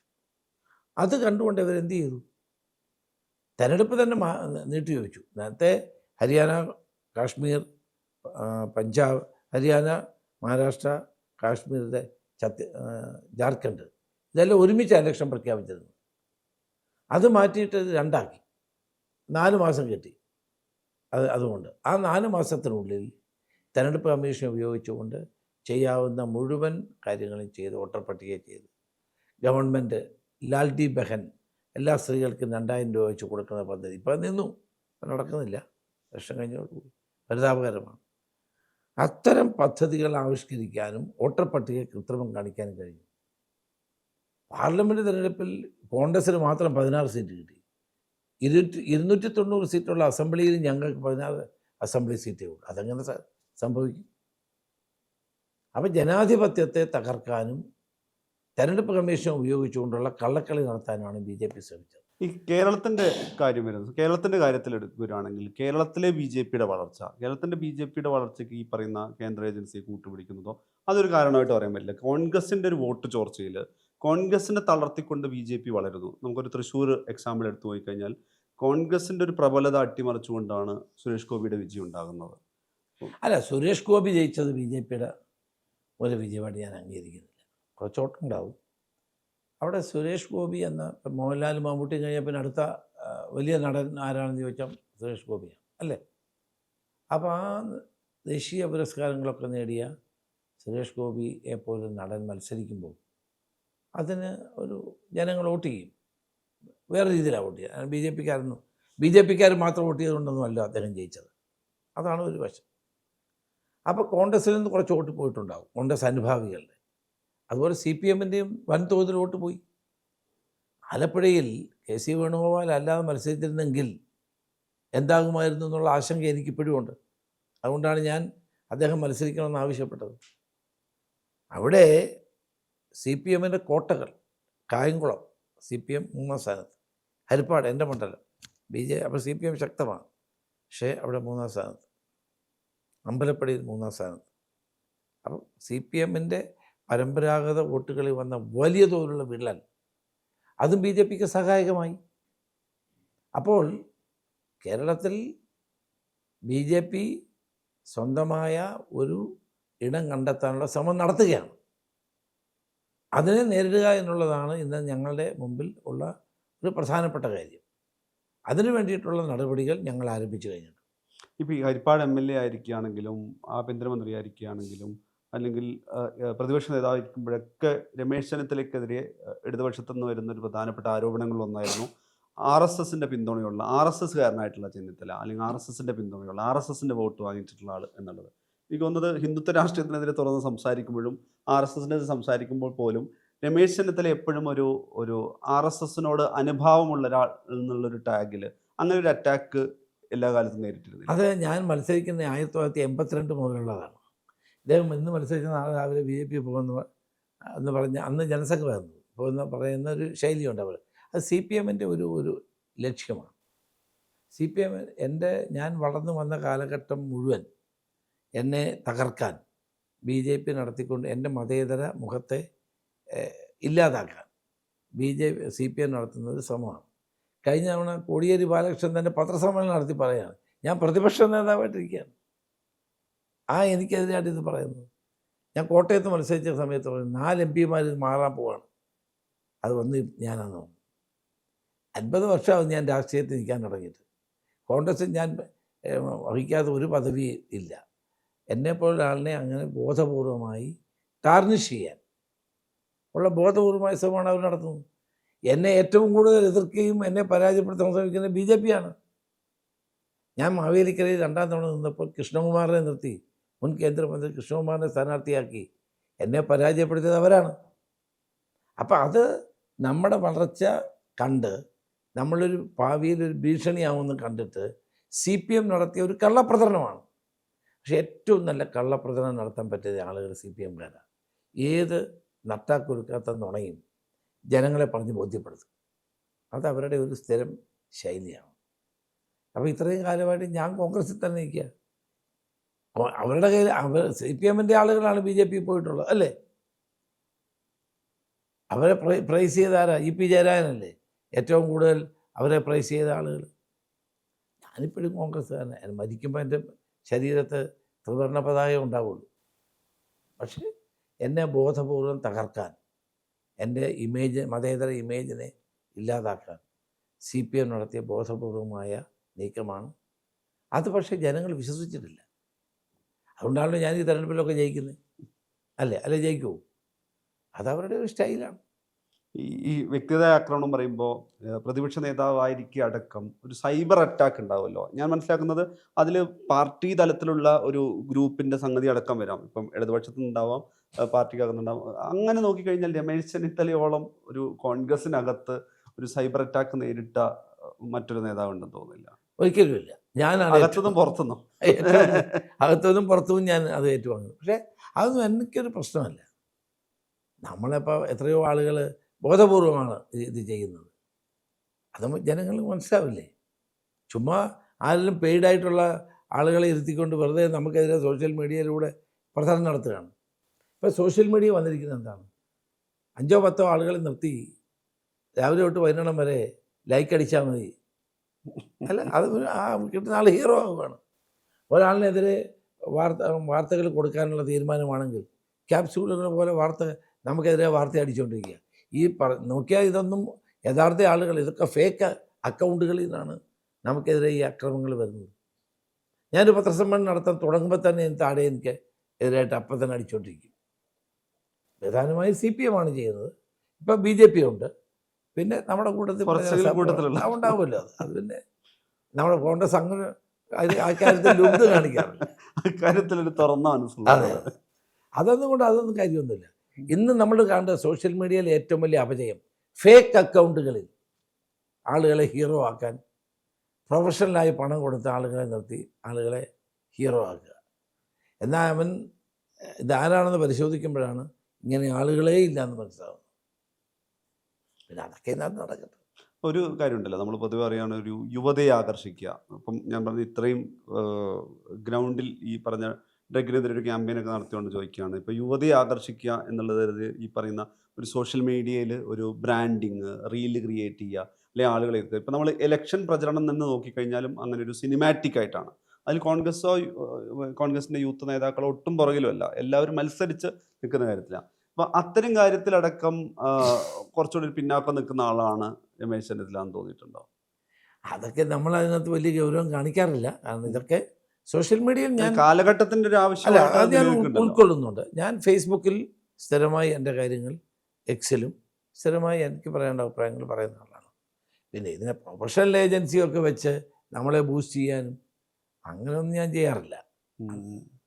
നമ്മളെ ജനങ്ങൾ അറിയാമല്ലോ. നമ്മളിപ്പം ഒരു ദിവസം പെട്ടെന്ന് വന്ന ഒരാളൊന്നും അല്ലല്ലോ. അപ്പം നമ്മളെ ജനങ്ങൾക്കറിയാം. ഈ കർണാടകത്തിൻ്റെ തുടർച്ചയിൽ കേരളത്തിൽ ഇപ്പോൾ കനകോലുവിൻ്റെ നേതൃത്വത്തിൽ കോൺഗ്രസിന് വേണ്ടിയിട്ട് ഒരു അടിമുടി പിടിച്ചെടുക്കാനുള്ളൊരു പ്രയത്നം, അങ്ങനെ ഒരു ഇലക്ഷൻ വാർ റൂം സെറ്റപ്പ് ചെയ്തിരിക്കുകയാണ്. അപ്പോൾ ഇടതുപക്ഷത്തിനെതിരെയുള്ള ഏതെങ്കിലും തരത്തിലുള്ള പ്രധാനപ്പെട്ട ആരോപണങ്ങൾ വരുമ്പോൾ ഒരു കനകോലു ക്യാമ്പ് ആക്ടിവേഷൻ മോഡിലായതുകൊണ്ടുള്ള സംഗതിയാണ് എന്നുള്ളൊരു പ്രതികരണമാണ് ഇടതുപക്ഷത്തിൻ്റെ ഭാഗത്തുണ്ടായിരുന്നത്. അങ്ങനെ അങ്ങനെയൊന്നുമില്ല. വാർ റൂം നമ്മുടെ എല്ലാ തെരഞ്ഞെടുപ്പുകളും നമ്മൾ ചെയ്യുന്നത്, അതെല്ലാവരും ചെയ്യുന്നത്, എല്ലാ പാർട്ടിക്കാരും ചെയ്യുന്നത്. ആധുനിക കാലഘട്ടത്തിൻ്റെ പ്രത്യേകത അനുസരിച്ച് സോഷ്യൽ മീഡിയ മാനേജ്മെൻ്റ് ഒരു ആവശ്യമാണ്. അത് ചെയ്യുന്നുള്ളതല്ലാതെ മനഃപൂർവ്വം ആരെയും മോശക്കാരാക്കാൻ അങ്ങനെയൊന്നും നമ്മൾ ചെയ്യാറില്ല.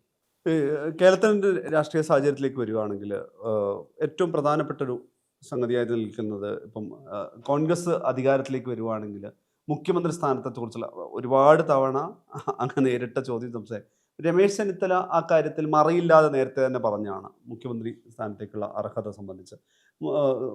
രമേശ് ചെന്നിത്തലയായിരിക്കണം കോൺഗ്രസിൻ്റെ മുഖ്യമന്ത്രി എന്നുള്ള നിലയ്ക്ക് UDF ക്യാമ്പിനകത്തും അല്ലെങ്കിൽ പാർട്ടിക്കകത്തും അങ്ങനൊരു എതിരില്ലാത്തൊരു നിലപാട് എത്തിയിട്ടുണ്ട്. അങ്ങനെ ഒരു മനസ്സിലേക്കാണ് UDFും കോൺഗ്രസും നിൽക്കുന്നത് കരുതുന്നുണ്ടോ? നമ്മളൊരു കാര്യം മനസ്സിലാക്കണം, കോൺഗ്രസിന് ഒരിക്കലും മുഖ്യമന്ത്രിയെ പ്രൊജക്റ്റ് ചെയ്യാറില്ല. അല്ല, ഉറപ്പായും പ്രൊജക്റ്റ് ചെയ്യുന്നില്ലെങ്കിൽ പോലും അത് തെരഞ്ഞെടുപ്പ് കഴിഞ്ഞിട്ട് നമ്മൾ തീരുമാനിച്ചു. അപ്പോൾ ഇന്നയാളാണ് എന്ന് പറഞ്ഞിട്ട് പ്രചരണത്തിന് നമ്മൾ എന്നാൽ പോലും ഒരു അർഹതയുള്ളവരിൽ അല്ല, ഒന്നാമത് അതൊക്കെ ജനങ്ങളും പാർട്ടിയും തീരുമാനിക്കേണ്ടതാണ്. ഞാനല്ല അതിനുവേണ്ടി വാശി പിടിക്കാനോ വെള്ളം ഉണ്ടാക്കാനോ ഞാൻ പോയിട്ടില്ല. പാർട്ടി തീരുമാനിക്കട്ടെ, ജനങ്ങൾ തീരുമാനിക്കും. ഇപ്പോൾ ഒരു VD സതീശനും രമേശ് ചെന്നിത്തലയുള്ള രണ്ട് ചേരിയാണ്, കണ്ടാൽ മിണ്ടാത്ത അല്ലെങ്കിൽ ശത്രുതയിൽ നിൽക്കുന്ന രണ്ട് പേര്. അതൊക്കെ വെറുതെ പറയുന്നത്. ഞങ്ങളെല്ലാം സംസാരിക്കുക, നല്ല ബന്ധമാണ്, അങ്ങനെയുള്ള പ്രശ്നങ്ങൾ. പിന്നെ ഓരോരുത്തർക്കും ഓരോ പ്രവർത്തന ശൈലി ഉണ്ടാവും, അത്രേ ഉള്ളൂ. രമേശ് ചെന്നിത്തല പ്രതിപക്ഷ നേതൃസ്ഥാനത്ത് നിന്ന് മാറിയപ്പോൾ പുതിയ പ്രതിപക്ഷ നേതാവായിട്ട് VD സതീശൻ വന്നപ്പോൾ ഞാൻ അതിൻ്റെ ഒരു തുടരഭിമുഖത്തിൽ അദ്ദേഹത്തോട് സംസാരിച്ച സമയത്ത് ശൈലി മാറ്റം, അതായത് കോൺഗ്രസിൻ്റെ മറ്റൊരു രീതിയാണ് ഇനി അങ്ങോട്ട് കൊണ്ടുപോകുന്നുണ്ടെന്ന് പറയായിരുന്നു. നിലവിൽ കോൺഗ്രസ് ഏതെങ്കിലും തരത്തിലുള്ളൊരു മുഖം മിനുക്കൽ രീതിയിലാണോ പോയിക്കൊണ്ടിരിക്കുന്നത്, അല്ലെങ്കിൽ എന്താണ് ഒരു കോൺഗ്രസിൻ്റെ ഒരു അടിമുടി ശൈലി മാറ്റത്തിലാണോ, അല്ലെങ്കിൽ പുതിയ നിര? അല്ല, അതൊക്കെ വിലയിരുത്തേണ്ടത് നിങ്ങളാണ്, ജനങ്ങളാണ്. കോൺഗ്രസ്സിന് പരമ്പരാഗതമായ രീതിയുണ്ട്. ആ രീതി നമ്മളാരും വിചാരിച്ചാൽ മാറ്റാൻ പറ്റുന്നതാണ്. പക്ഷേ കൂടുതൽ ഊർജ്ജസ്വലമാക്കാനും ജനങ്ങളിലേക്ക് എത്താനും പ്രവർത്തനം ശക്തിപ്പെടുത്താനും തീർച്ചയായിട്ടും നമുക്ക് ഇന്ന് കഴിഞ്ഞിട്ടുണ്ട്, അത് കഴിയുകയും ചെയ്യും. അതിന് എല്ലാവരും ഒരുമിച്ചാണ് നിൽക്കുന്നത്. കേരളത്തിലെ കോൺഗ്രസ് തിരിച്ചു വരണം, UDF തിരിച്ചു വരണം എന്നുള്ള ആഗ്രഹത്തിൽ ഒറ്റക്കെട്ടായിട്ടാണ് പ്രവർത്തിക്കുന്നത്. യൂത്ത് കോൺഗ്രസിൻ്റെ നേതൃത്വം കൂടി ഒരു പ്രധാനപ്പെട്ട ചർച്ചയായിരിക്കുന്ന സമയത്താണ് നമുക്കറിയാം DYFIയുടെ ഈ പൊതിച്ചോറിനെ പ്രശംസിച്ചു എന്ന പേരിൽ വിമർശനം നേരിട്ട ഒരാൾ കൂടിയാണ്. എന്താണ് ഈ യൂത്ത് കോൺഗ്രസിന് അങ്ങനെ ഒരു സുദൃഢമായ നേതൃത്വം ഇല്ല, അല്ലെങ്കിൽ യൂത്ത് കോൺഗ്രസിന്റെ അല്ല ഉണ്ടാവേണ്ടതാണ്. ഞാൻ യൂത്ത് കോൺഗ്രസിന്റെ അഭിന കഴിഞ്ഞ ദിവസം ചൂണ്ടിക്കാട്ടിയത് ചർച്ചയായിരുന്നു. അത് അബിൻ വർക്കിയെ ചൂണ്ടിക്കാട്ടിയത് അങ്ങനെ ഞാൻ പറഞ്ഞത് അവരാണ് പറയേണ്ടതെന്നാണ് പറഞ്ഞത്. അപ്പം തീർച്ചയായിട്ടും അവരിലേക്കാണ് നേതൃത്വം നല്ല പറഞ്ഞത് അല്ലേ? യൂത്ത് കോൺഗ്രസ് ഇന്നത്തെ കാലഘട്ടത്തിൽ പ്രവർത്തിക്കുമ്പോൾ ഞങ്ങൾ പ്രവർത്തിച്ച കാലത്തെ ചെറുപ്പക്കാരുടെ മനോഭാവമല്ലല്ലോ. ഞാൻ നടത്തിയ കേരള മാർച്ചാണ് കേരളത്തിലെ യൂത്ത് കോൺഗ്രസ് ചരിത്രത്തിലെ ഏറ്റവും വലിയ മാർച്ച്. അപ്പം അന്നത്തെ സാഹചര്യമല്ലോ ഇന്നത്തെ സാഹചര്യം. അന്ന് ഞങ്ങൾ യാത്ര ചെയ്യുമ്പം അന്ന് ചാനലോ സോഷ്യൽ മീഡിയ ഒന്നും ഇല്ലാത്ത കാലമല്ലേ. ഇന്നിപ്പോൾ അതിൽ വ്യത്യസ്തമാണ്. അപ്പോൾ ആ വ്യത്യസ്തമായ ലോകത്ത് ചെറുപ്പക്കാരെ ആകർഷിക്കാൻ കഴിയുന്ന വ്യത്യസ്തമായ പരിപാടികളുമായിട്ട് വേണം യൂത്ത് കോൺഗ്രസ് പോകാൻ. അതവർ ചെയ്യും എന്ന് ഞാൻ പ്രതീക്ഷിക്കുന്നു. രാഹുൽ മാങ്കൂട്ടത്തിനെതിരെ പരാതി ഉയർന്നപ്പോൾ തന്നെ, ആരോടും പരാതി ഉയർന്നപ്പോൾ തന്നെ നടപടിയെടുത്ത ഒരാളാണ്. എന്നാൽ പോലും ഒരു കേസ് എന്നുള്ള അങ്ങനെ സംഗതി വരുന്നതിന് മുമ്പേ നടപടി. അപ്പോൾ പാർട്ടി അകമേ ഇത് വളരെ ഗൗരവപ്പെട്ടൊരു കാര്യമാണ്, പരാതി ഇല്ലാതെ നടപടിയെടുക്കുന്നത്. ഇത് അത്യന്തം ഗൗരവമുള്ളൊരു കാര്യമാണ് എന്ന് കരുതുന്നുകൊണ്ടാണോ അങ്ങനെ നടപടി ഉണ്ടായിരുന്നത്? അല്ല, പാർട്ടി നേതൃത്വത്തിന് വന്ന ആരോപണം ശരിയാണെന്ന് ബോധ്യപ്പെട്ടപ്പോഴാണല്ലോ നടപടിയെടുത്തത്. രാഹുൽ മാക്കൂട്ടം ഇതുവരെ അതിനെപ്പറ്റി ഒന്നും പറഞ്ഞിട്ടുമില്ലല്ലോ പരസ്യമായി.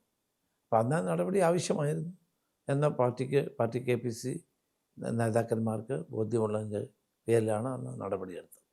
ഒരു KSUവിൻ്റെ യൂത്ത് കോൺഗ്രസിൻ്റെ കാര്യത്തിൽ മറ്റാരെക്കാൾ ഈ പറയുന്ന ആദിയും അല്ലെങ്കിൽ അതിനെക്കുറിച്ച് വളരെ കാര്യമായിട്ട് ചിന്തിക്കുന്ന കേരളത്തിലും ഇന്ത്യയിലെയും കോൺഗ്രസിൻ്റെ ശക്തി യൂത്ത് കോൺഗ്രസും KSUവാണ്, NSUI. ഞാൻ ഇതിൻ്റെ രണ്ടിൻ്റെയും സംസ്ഥാന പ്രസിഡന്റുമായിരുന്നു, അഖിലേന്ത്യാ പ്രസിഡന്റുമായിരുന്നു. രാജീവ് ഗാന്ധിയാണ്, ഇന്ദിരാഗാന്ധിയാണ് എന്നെ NSUIയുടെ ദേശീയ പ്രസിഡൻ്റാക്കുന്നത്.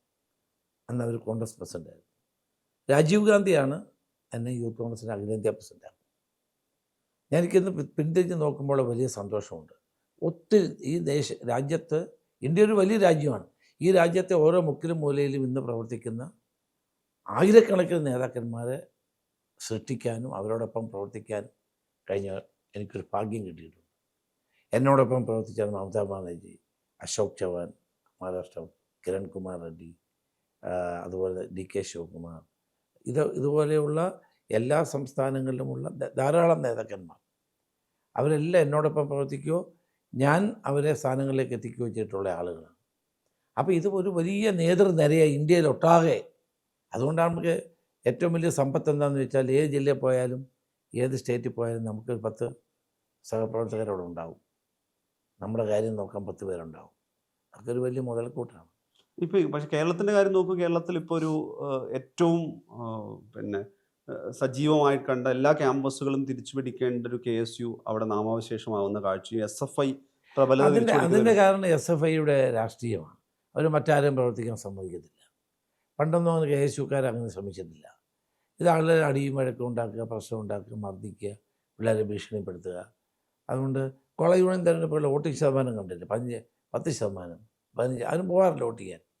കാരണം കോളേജുകളൊക്കെ ഗുണ്ടായുസമാണ്. മറ്റ് സ്ഥാനാർത്ഥികളായി മത്സരിക്കുന്ന ആളുകളെ ഭീഷണിപ്പെടുത്തി നോമിനേഷൻ പിൻവലിപ്പിക്കുക, അടിക്കുക. അങ്ങനെ അതുകൊണ്ട് കോളേജ് ഇലക്ഷൻ എന്ന് പറയുന്നത് ഫാൾസായിരുന്നു. മറ്റേ ഞാൻ കോളേജ് യൂണിയൻ ചെയർമാനായിരുന്നു. ഞങ്ങളൊക്കെ മത്സരിക്കുമ്പോൾ 90% ആളുകൾ വന്ന് വോട്ട് ചെയ്യുന്നത്. ഇപ്പോൾ ഒരാൾ വോട്ട് ചെയ്യാറില്ല. എന്തിനാണ് വോട്ട് ചെയ്യാൻ പോകുന്നത്? കുട്ടികൾക്കൊരു താല്പര്യമില്ല. അപ്പം സ്വതന്ത്ര ചിന്തയുടെ ഉറവിടങ്ങളാകേണ്ട കലാലയങ്ങൾ ഇന്ന് കലാപ കേന്ദ്രങ്ങളാണ്. അതുകൊണ്ട് KSUവിന് അങ്ങനെ ശൈലി ഇല്ലാത്തതുകൊണ്ട് നോമിനേഷൻ കൊടുക്കാൻ പോലും സമ്മതിക്കാറില്ല. ഇതാണ് സ്ഥിതി. അപ്പോൾ അത് ശരിയാണോ എന്ന് SFI ചിന്ത. അതുകൊണ്ട് അവർക്ക് എന്ത് പ്രയോജനം? ജയിച്ചിട്ട് എന്ത് പ്രയോജനം? യൂണിവേഴ്സിറ്റി യൂണിയൻ്റെ പ്രസിഡന്റിനെ ആർക്കെങ്കിലും അറിയാം. പണ്ടൊക്കെ യൂണിവേഴ്സിറ്റി യൂണിയൻ പ്രസിഡന്റ് ആരാണെന്ന് എല്ലാവർക്കും അറിയാം. എന്തെങ്കിലും നടക്കുന്നുണ്ടോ? വല്ല പ്രധാനപ്പെട്ട ചർച്ചകളുണ്ടോ? യുവാക്കളെ ശരിയായ ദിശ കാണിച്ചു കൊടുക്കാൻ കോളേജ് യൂണിയന് കഴിയുന്നുണ്ടോ? ഇതൊക്കെ വെറുതെ ഒരു ഫാഴ്സായിട്ട് കൊണ്ടുപോവാണ്. ജനാധിപത്യത്തിൽ മറ്റുള്ളവരുടെ അഭിപ്രായം കൂടി പ്രകടിപ്പിക്കാനുള്ള അവസരം കൊടുക്കുകയാണ് പ്രധാനം, അല്ലേ? അങ്ങനെയില്ല, ഏകപക്ഷീയമാണ്.